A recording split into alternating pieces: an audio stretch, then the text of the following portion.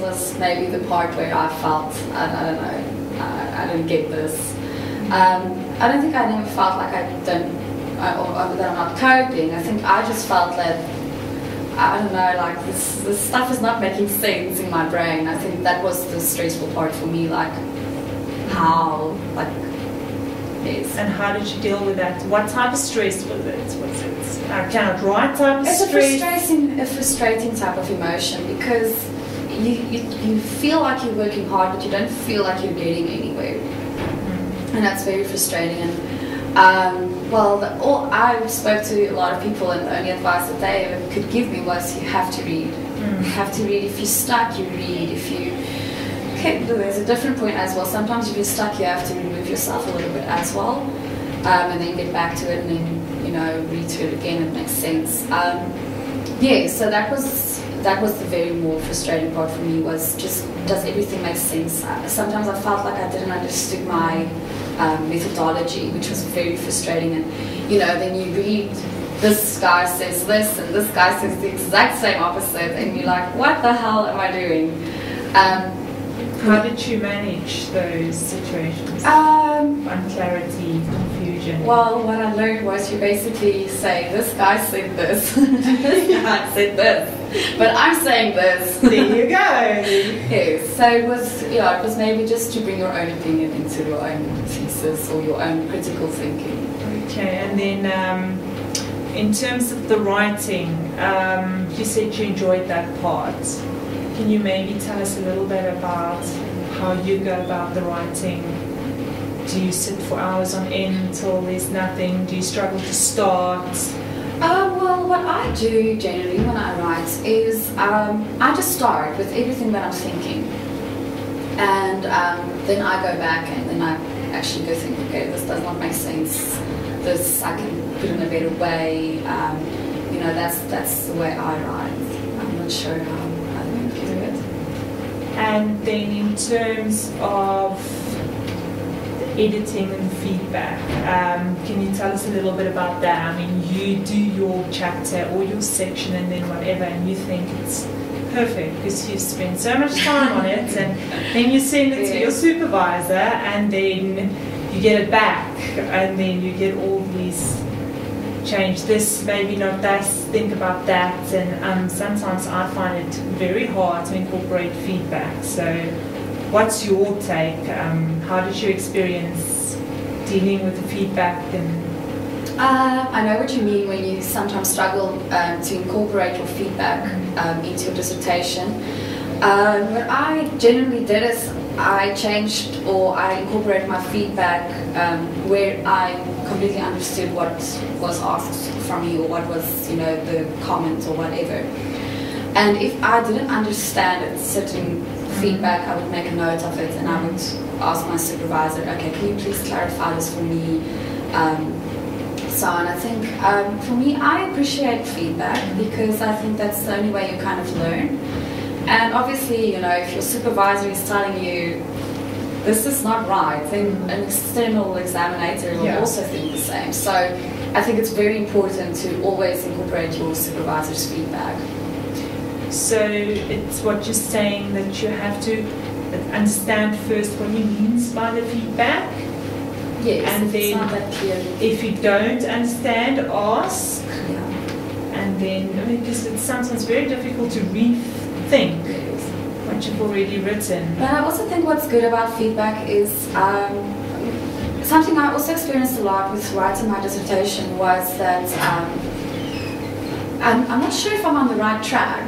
You know, like, I mean, I can write a lot of stuff, but I don't know if I'm saying the right thing. Am I, you know, does this make sense? Am I using the right theory?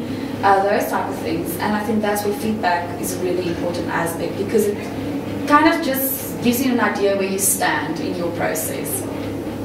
Yes. And then in terms of handing in the final product, how was that experience for you? Did you and your supervisor eventually decide, okay, I'm happy, he's happy, we're going to do this now? How was that experience? Yes. I submitted my final draft to my supervisor, and he made a lot of comments and lots of editing mistakes and referencing errors. So I spent my time trying to change that. I also got an editor which edited quite well.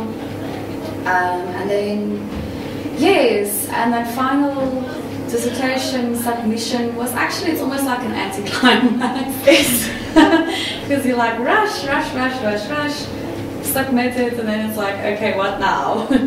And it's a weird experience because all of a sudden you feel like you've got nothing to do with your time. And it's so weird because that's when you do your masters, you're like, oh, I just wish I had time for everything. And now you sit there and you're like, I don't know what to do. Yeah, it feels so bored. But yeah, so it was a very good feeling for me to be able to have a final product which my supervisor was happy with and which I could then submit.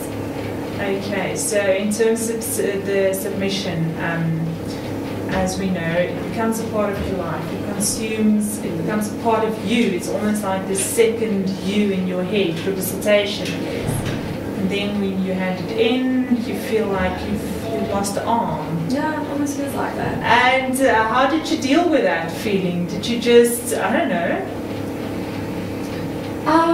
Well, actually, what I started doing was I started to write articles just so that it keeps me busy. So I almost got something to replace that. That's good. Yeah. Okay, so you still have that part of you, at least, which is a good thing. So you something came from it, at least. Yes. Yeah, but I think it's yeah, you're right. It becomes so ingrained in you, and that almost that stimulating experience that you have by, you know, reading and critically thinking about all these different aspects.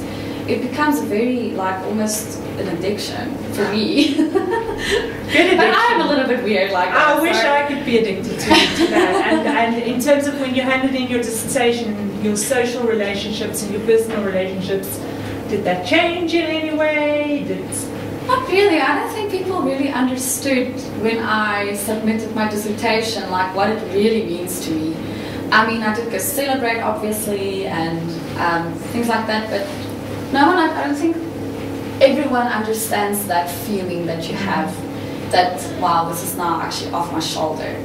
But I also think that the handing in part is not the final part. I didn't, you know, experience like this relief that it's in. I actually experienced more stress because I am so in anticipation of what is the final result that I couldn't sleep for like weeks, and I dream about, oh my supervisor told me to do this and I didn't. I cannot remember if I put it in or not, and no, completely over obsessed about it. So was that maybe the hardest part, after handing it in, waiting for the result? That waiting period is quite exhausting on its own. And I think I hassled my supervisor so much. And how did you deal with that? There's no way to deal with it than just patience. So you just stress through it and dreamt about it. It was that, you know, it's that thing when, you know, when you're waiting for a guy to SMS you back or something. I swear it was like that. And now I keep reading my emails, and I'm reading weekends, I go into my emails, just maybe there's a good news email. And the one day I didn't expect it. I actually received my email and said, you have passed, you arrived, yes. Oh, fantastic. So you only submitted once? I submitted once, but there was changes that had to be made. Yes. And then after you've made it, you handed it in again, and did you have to wait another period? Or? No. I'm still waiting for my final result, like the mark. Yeah. But I got an email saying that I passed, that there's minor changes that has to be made, and then I just resubmitted it. Okay, so the worst part is over. You're just waiting for the figure, the number. Yeah. And are you aiming for a specific number? I think I would like to obtain like a 65 so that I can go on with the doctors maybe eventually in my life. Okay. Yes. So you didn't aim for a distinction, and you just... I think everyone wants a distinction, but I know it's very difficult to obtain that. So I will be happy if I have a 65.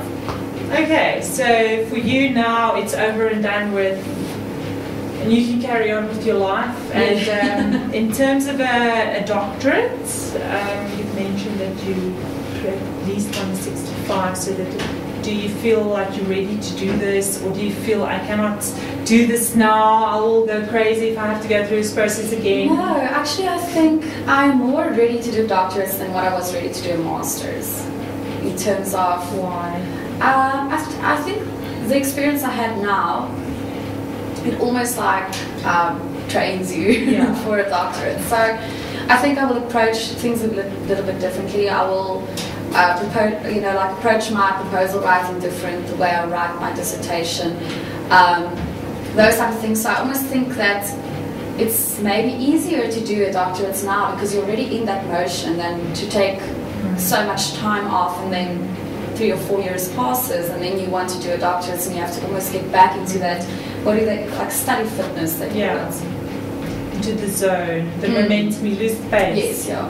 So, have you thought about topics, possible topics? Or? Like my topics are usually my difficult part.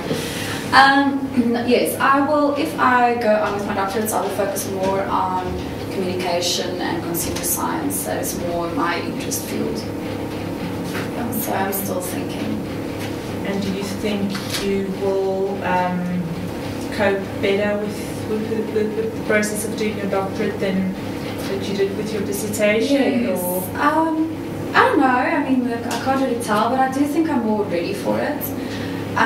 Also, in terms of the way you think about things and the way you critically approach certain things, I think you develop more as you do your masters. And also, there's a huge jump between an honors and a master's because you're writing a dissertation, which is completely different to what you do in honors, where you write tests and exams and do assignments. So I think you're almost more prepared for doctorates.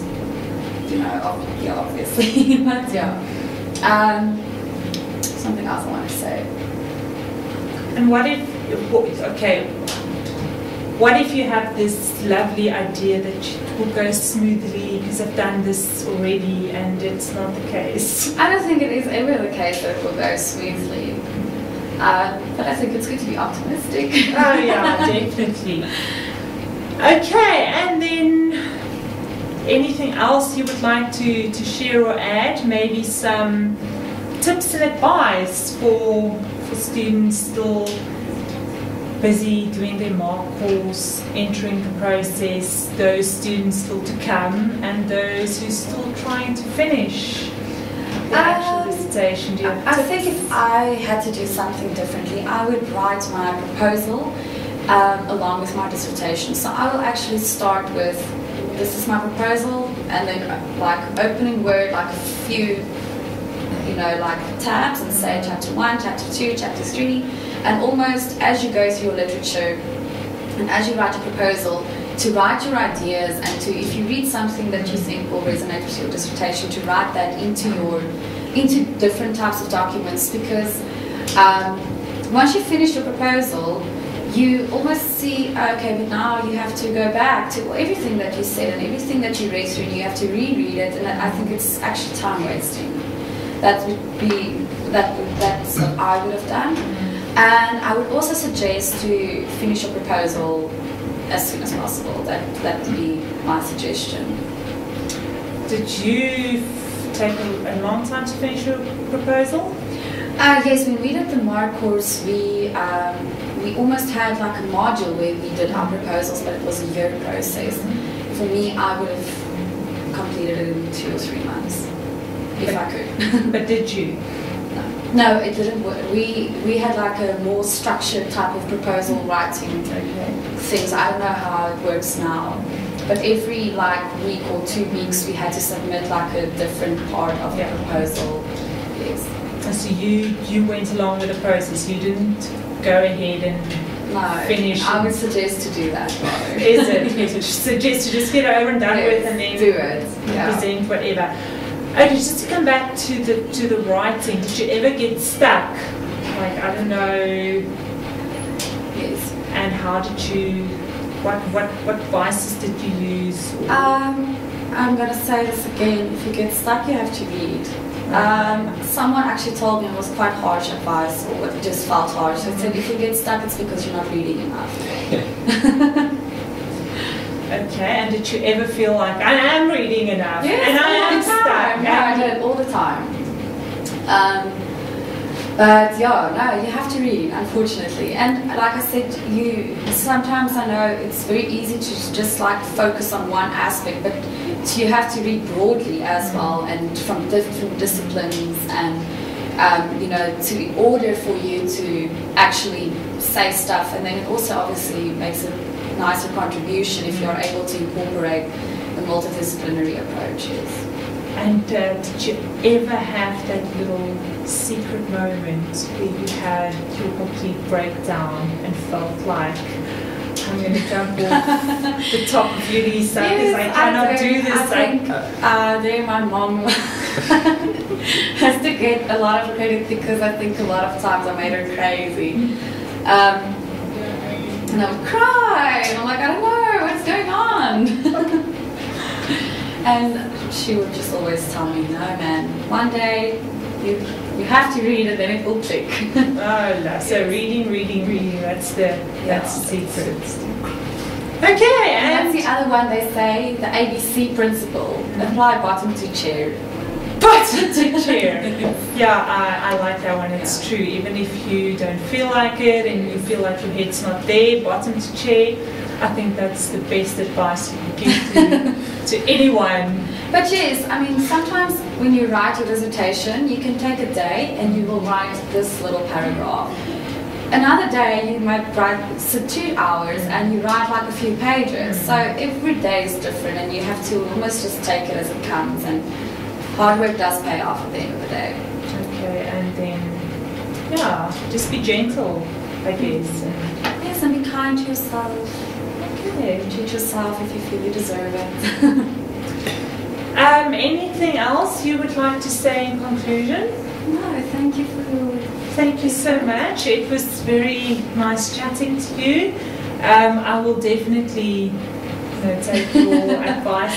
I hope it helps. To heart when I go through the process. And yeah, I hope for other students that watch this that it will also be helpful. But thank you so much. And yeah, when those final results come, what are you planning to go and celebrate? Do you have something special planned? I've already had my celebrations. You've already had your celebrations. What's exactly? I just went for lunch with my friends and had champagne, and then I went with my boyfriend and we just had like a nice evening. Lovely. Okay, so it's over for you, and next step is doctorate. Yes, hopefully. Okay, well, good luck with your future, and thank you so much. Yeah. Thanks for having me. Pleasure.